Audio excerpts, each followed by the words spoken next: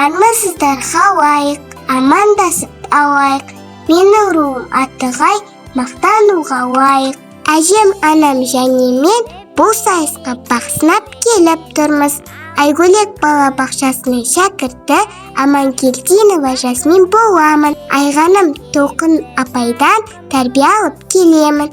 Ибалыда әдепті Әсет қызы боламын.